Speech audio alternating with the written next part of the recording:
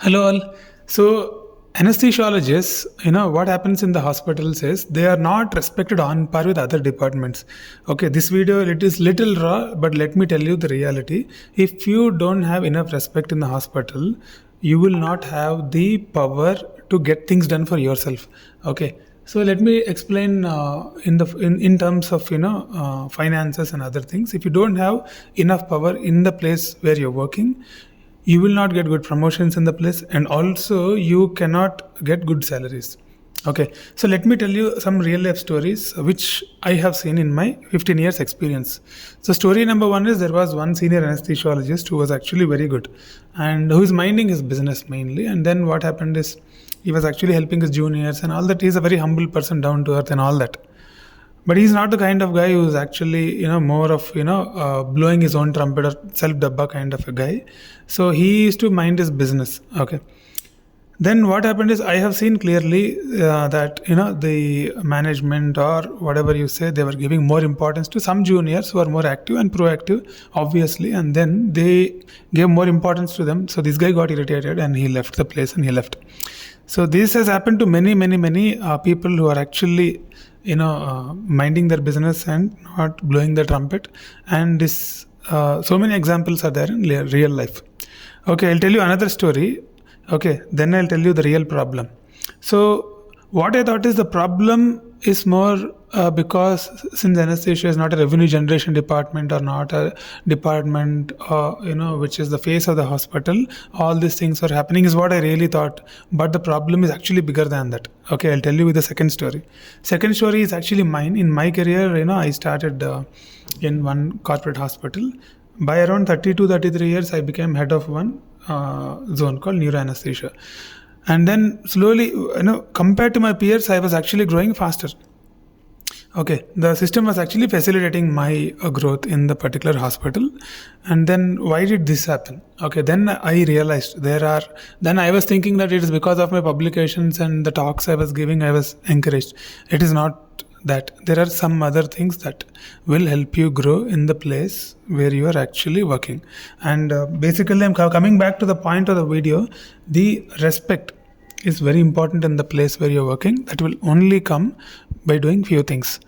Okay, basically the branch anesthesia has few basic organizational issues. Let me tell you.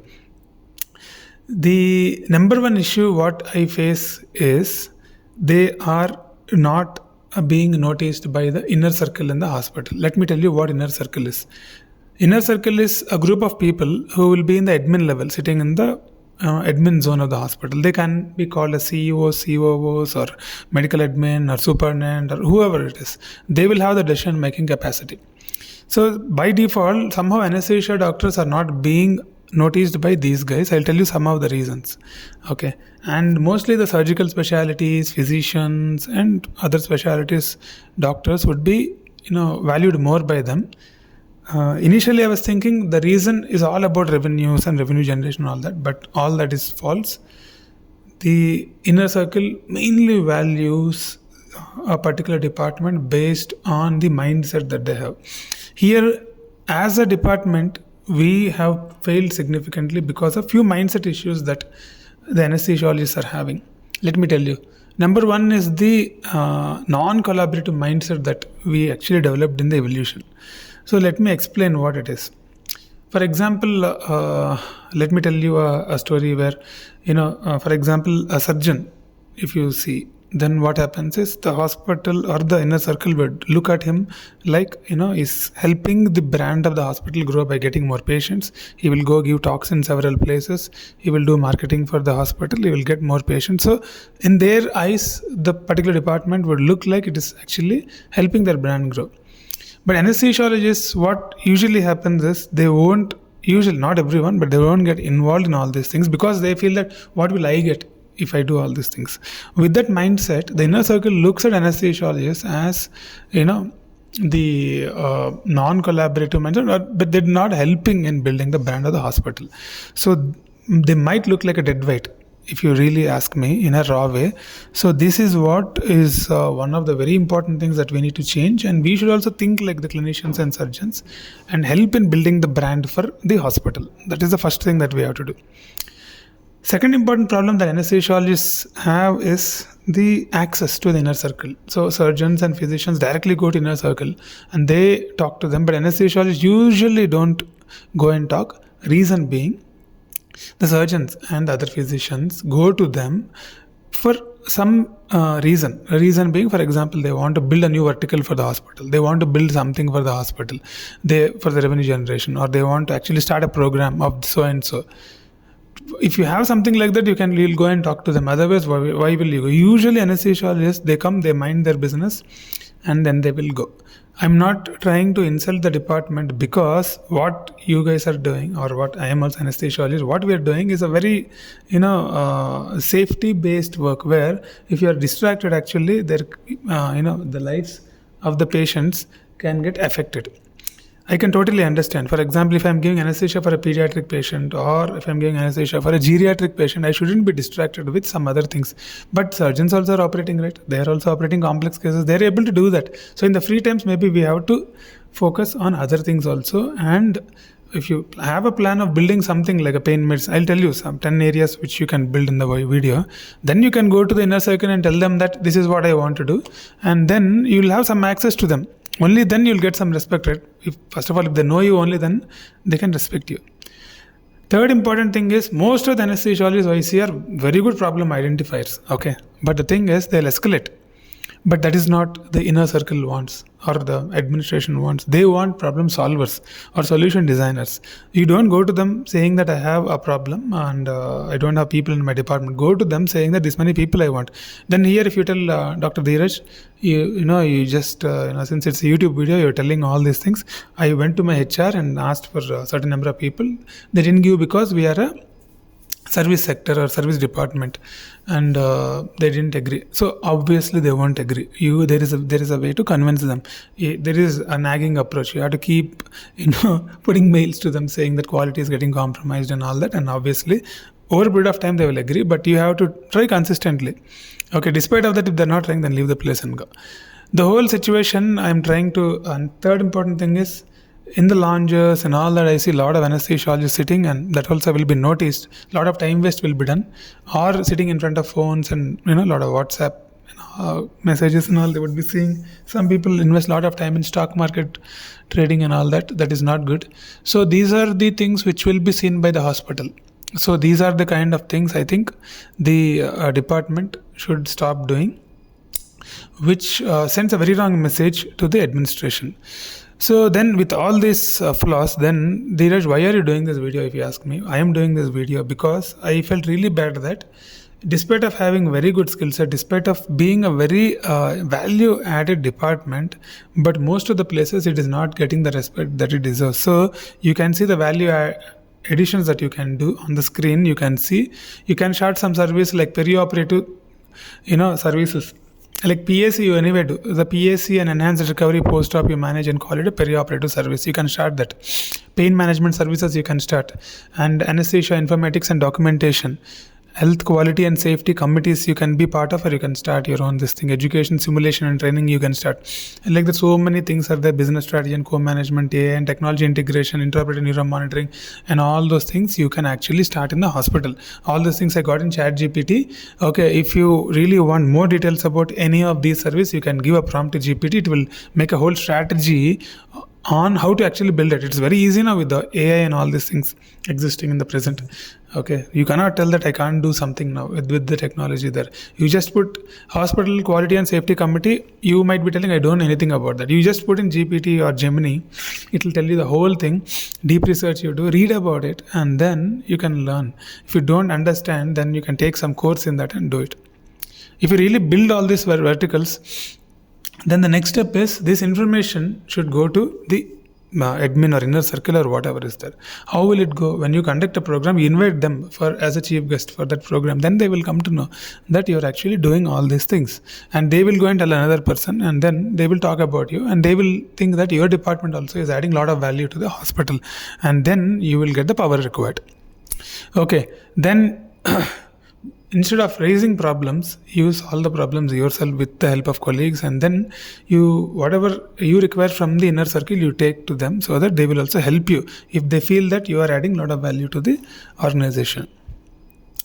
So next, then some people tell me after watching this part of the video, now they'll put comments saying that Dr. Dheeraj, we have tried all these things, but we have failed. I know, I can understand. You start any vertical, you'll fail because you'll feel overwhelmed. And then along with the clinical work, which is one of the most critical branches in the medical practice, is anesthesia, after critical care, emergency, and all that. By doing that work only, you'll be tired. Along with that, Dr. Dheeraj is telling us to do verticals and all that. We cannot do. It will be overwhelming. I can understand. But as a team, if you do, there are so many people. No? Every hospital is having 10 to 30 people. No? You sit, form teams, form your own inner circle. You work as a team and you can do it. Okay. And then I'm not telling one person to do all these things, but if you form a team and then do it in a collaboration among your team, I think you guys can achieve this impossible task. It is impossible. I know it will be overwhelming, and then at the end of it, you will come back to square one sometimes because it will fail. It's okay. You fail once, and then you can actually understand why it failed and start another vertical. It will click. It's like a business only. So if it fails once, then you'll understand what to do for the next project. So this is the whole concept. Here I would like to tell you how I actually do it. Okay. Then so what I follow is called as the wall concept. I designed some name. This is called wall concept. So for example, there is a wall, and if you have to break the wall, and I given you a hammer, and then you have 10,000 chances to break the wall. It's a very concrete wall.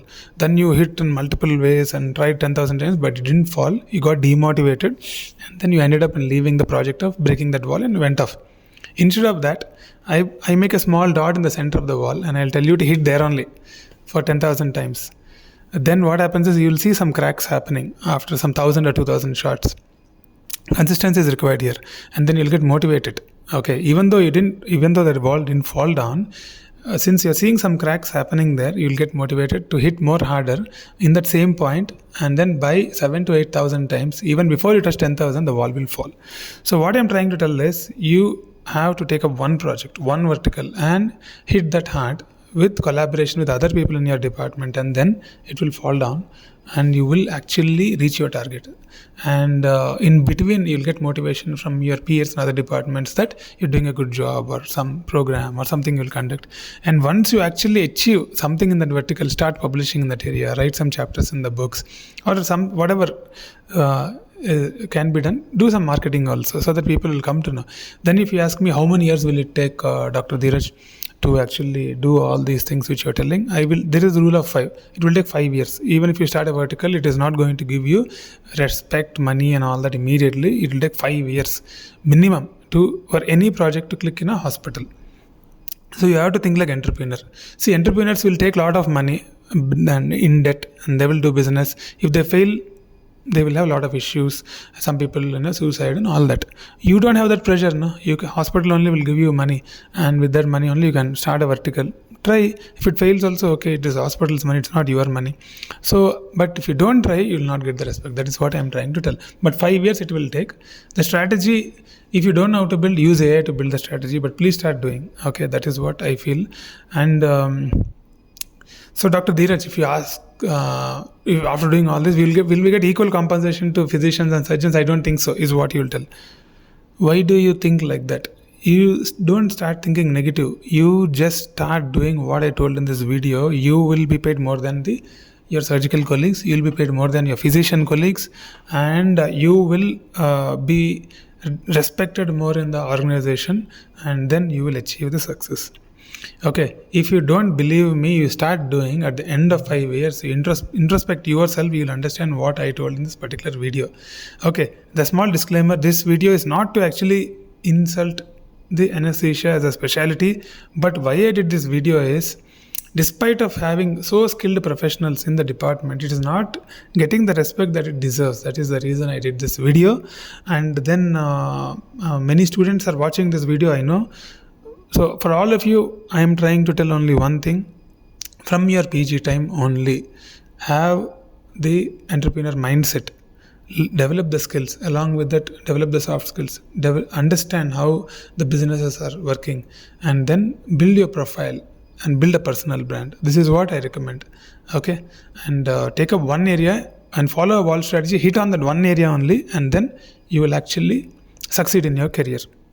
Thank you guys. Thank you very much, and thank you for following the video till now. And then if you really want to sit with me one-on-one and make a strategy for your department, my mentoring link is there down. You can talk to me directly. But there is some waiting period because so many people are there in the line to talk to me. So I can, maybe within a month's time, I can sit with you after you register for my mentoring. Okay. Thank you guys. Thank you very much. As usual, Dr. Dheeraj Masapu logging off. Roger that.